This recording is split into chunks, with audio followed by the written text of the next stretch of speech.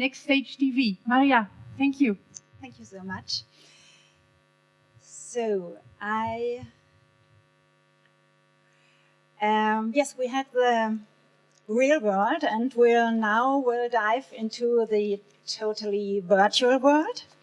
And I guess some VR hints I'll make will be totally familiar to some of you, but we all have the same problems and we all have the same thoughts.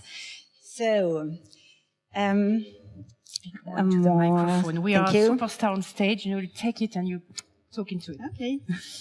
So, long time ago, immersion has always been a part of our journey. Even 20 years ago, it was already an omnipresent subject. My husband and I met in college while studying industrial design, and one of our first study projects together was designing an exoskeleton 20 years ago. An interactive device which responds directly to any actions while being on a trip through the virtual world, of course in combination with a head-mounted display. Needless to say, the whole project was way ahead of its time. After college, we founded our VFX studio, Faber Courtial. Meanwhile, the company has 14 employees. And until now, we have established an endless and peerless treasure of settings, landscapes, historical places, crowd animations, which became part in countless productions for TV, film, and exhibitions. So let's have a look.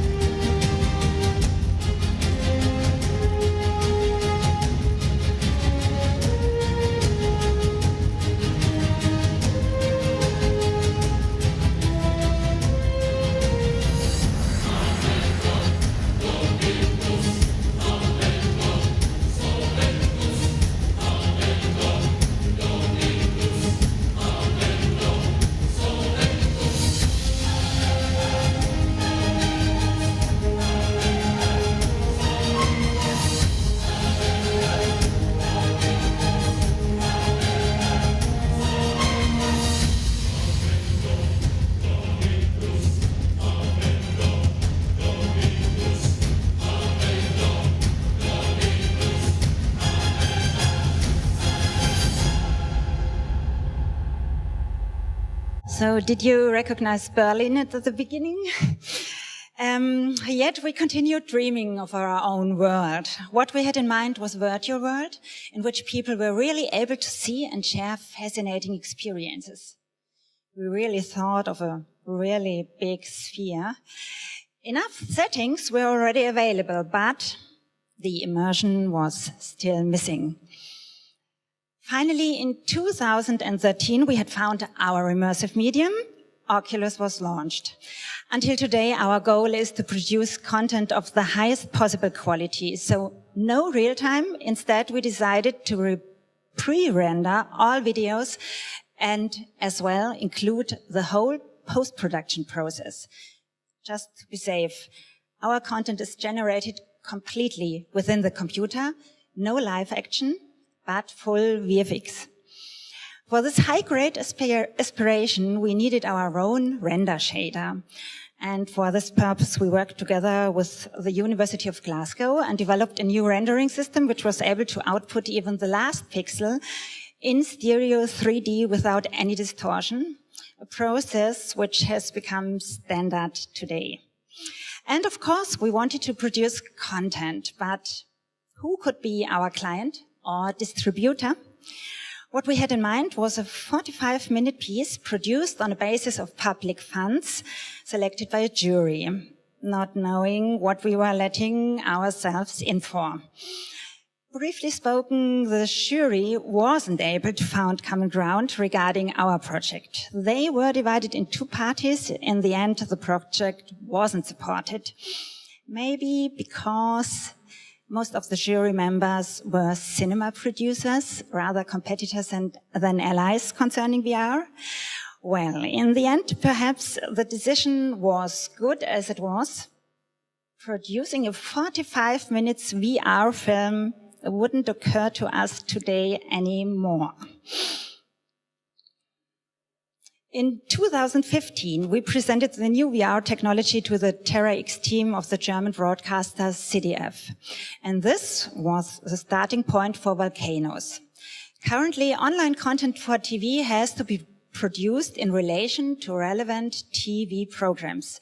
At that time, we were producing CGI for the TerraX series, The Power of Volcanoes. Just the right thing at the right moment. So this was the basis and has leveled the path for us to produce the first VR film for German television. As already mentioned, our objective was to produce truly high quality, everything pre-produced, no real-time appearance, that means no compromises. Direct interaction was therefore not possible, yet we used the KR Pano viewer, which was quite established back then, in order to allow at least a certain degree of interactivity via hotspots. After first experiences with storytelling in an immersive environment, this time we thought about short content-related episodes with diverse spatial experiences. In one of the first sequences, we wanted the volcano to be seen and heard from a distance. Yet large landscapes without any interesting foregrounds are often deadly boring in VR. So what was initially intended as a pure landscape setup was equipped with pillars and so on, positioned close to the viewer to give the shot its necessary spatial depth. By the way, the perceived three-dimensionality is directly connected to the resolution of the VR glasses. Currently, the typical 4K resolution in VR space has a depth of about 40 meters. Beyond, no more depth is perceptible, so especially the elements in close proximity are extremely important. Microsoft has been playing with this fact on their Holo Tour. The live action background is actually only 360 degrees without any depth. So to say, a two-dimensional dome, which is being spatially intensified by real-time elements in the foreground. Good trick. Therefore, resolution can never be high enough. We can all look forward to new hardware capturing the market in the near future. Needless to say that this hardware needs the necessary high-resolution content. In the next scene of volcanoes, the combination of moving forward elements and slow camera movement upgraded the scene. If you decide on working with a tracking shot, then be careful to choose a rather slow and cautious ride. Especially when the first VR glasses came on the market, nausea was a common problem. Since then, luckily, this effect has been minimized by lower latency within the glasses.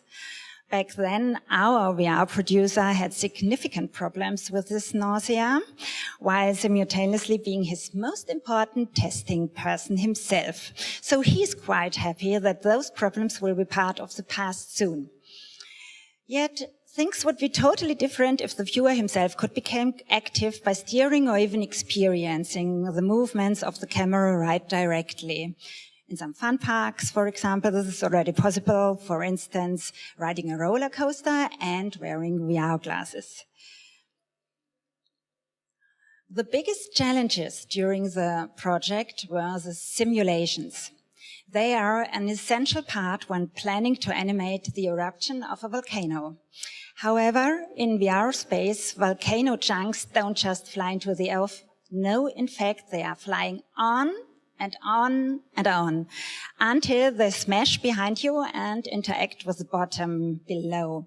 There is no merciful picture frame behind which things simply disappear. Simulations for the VR space, therefore, should never, ever be underestimated. Also, there are no time limits, no cuts. Simulations in the VR space need to be carried on relentlessly. And that's quite a challenge. Finally, we simulated and generated the eruption of the volcano completely new, independently from the preceded CGI setup for the TV film. The overall objective was to experiment as much as possible interactivity via hotspots, inserted stills and films, implemented sound, intended to be used on as many devices and browsers as possible later on, and to reach the preferably highest quality. The test phase and optimization measures lasted just as long as the whole production process. Later, numerous awards confirmed that we had been successful on this ambitious goal, and don't worry, this was the only project without film within the presentation. Soon, a new project was on the agenda in 2016, Gladiators. For this project, we wanted to work with live actors who would be integrated in the virtual space. Only in such case, we use live action filming.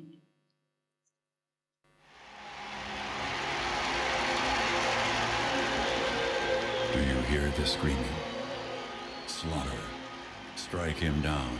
Give him the sword. They want to see blood.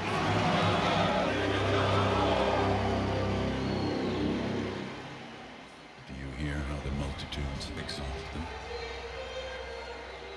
Gladiators are top athletes. Well-trained, well-equipped. But death is their constant companion.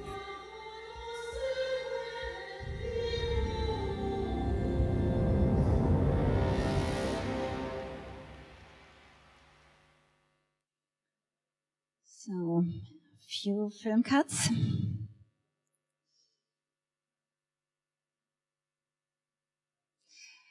In order to reach the highest quality without distortion effects, also in close proximity, we developed our own camera system. And as you see, to achieve a perfect background, clean keying was necessary. So we constructed our own transportable green screen at approximately 180 degrees as a half dome. Furthermore, an important question when starting a new VR project using live action film is the following. Which altitude value feels right, meaning how high should the camera be positioned? The perspective of the camera will later be the perspective of the viewer. Visualize the following scene. You're standing wearing VR glasses with a virtual person standing next to you. When you sit down and look at this person somehow looks strangely small. It's a weird effect. That's because our brain memorizes how people look like in their actual sizes while sitting or standing. To sum up, as soon as VR films are being pre-produced, the perspective doesn't change, no matter if someone is sitting or not. In some productions, viewers are being informed at the beginning whether to watch while sitting or standing, so the film camera can be adjusted accordingly. Finally, we decided to choose a medium camera position at the height of 1.5 meters. The gladiator fight itself was supposed to be shown as real as possible. We are filmed in a riding hall in order to have perfect conditions on sandy ground. The whole setting, the technique of the sun sails on top of the Colosseum, the costumes, all the way down to the beard fashion, the correct fight combination of the gladiators. Here it's tracks and murmillo, rituals, ceremonies, battle cries, and so on have been historically verified. Especially for TV channels, this is quite important. Accordingly, all details of the VR film are very well researched. Each setting had its own challenges. In the Emperor's Lodge, for example, we had to struggle with the mass on persons which were present. Senators, servants, and praetorians, the Roman guard of the emperor. We actually would have loved to show them in their uniforms. Very impressive, glittering armors, wonderful helmets. But back then, there was a zone free of weapons in the ancient Rome. Therefore, short swords were worn beneath the toga. That's it. We inserted a real-life eagle instead.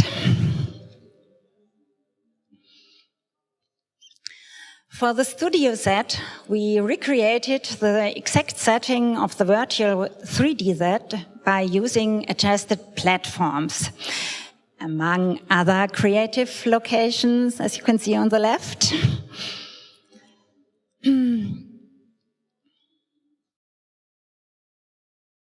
Every actor had a measured and marked position in real space as in 3D space. Live action camera and virtual camera always had to match.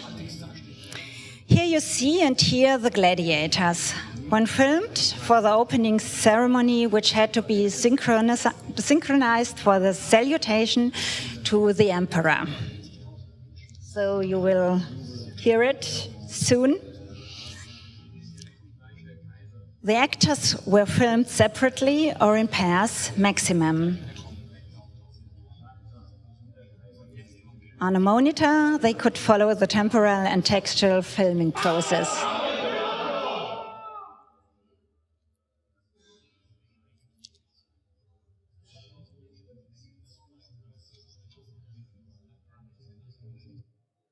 So, and here's short making of the Emperor's Lodge.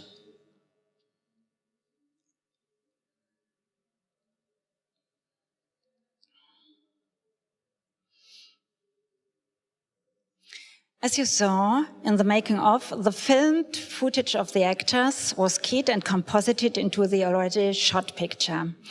And since we've received many questions on one specific aspect, yes, there are no real women in the film. From our side, of course, yes, with pleasure, yet history has its own principles. Women usually were sitting at the highest rows during events like this. Therefore, in our film, only digital women can be seen far away. And not only the women are digital, of course, the whole Colosseum has been digitally animated, such as Rome, which we've reconstructed for another project at the same time. Quite nice synergies. As volcanoes before, our Gladiator film received numerous festival nominations and awards, which makes us very proud, of course.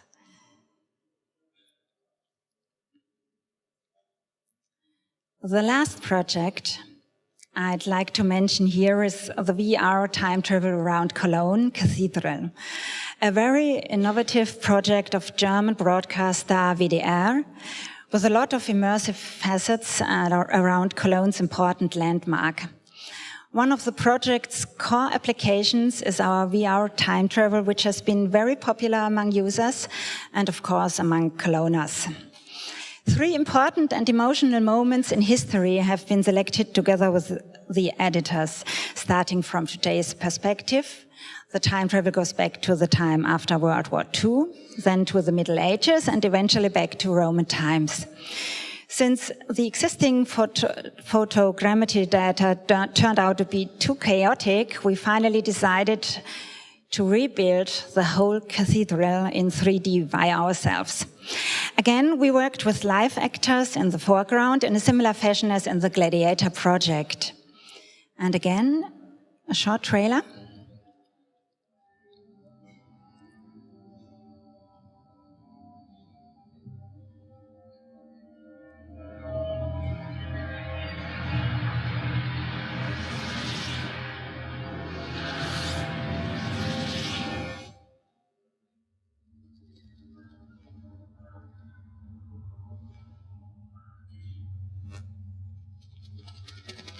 Stille ist mir unheimlich. Ich erkenne meine Stadt kaum wieder. Alles nur noch Trümmer.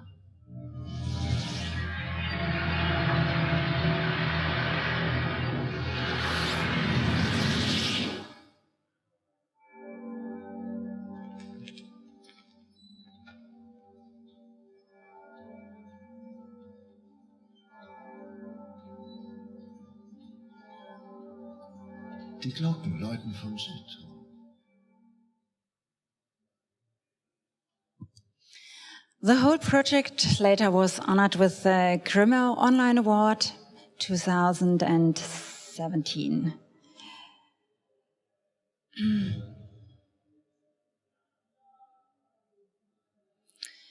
To sum up, what do TV editors and viewers expect from the immersive medium in the future? We think that VR will remain as a parallel event to normal TV programs, however, with completely different accentuations.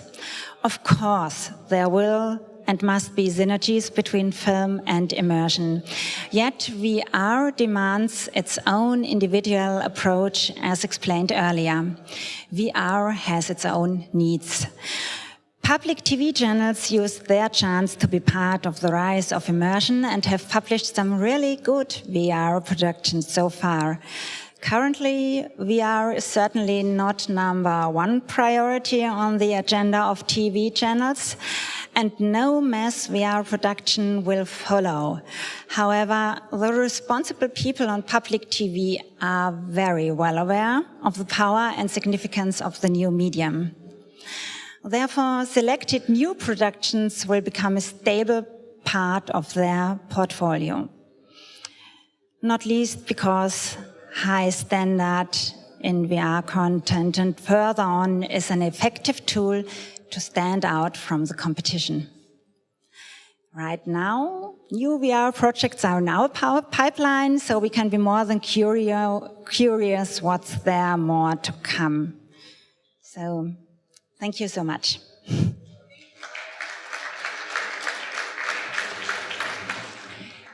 Thank you.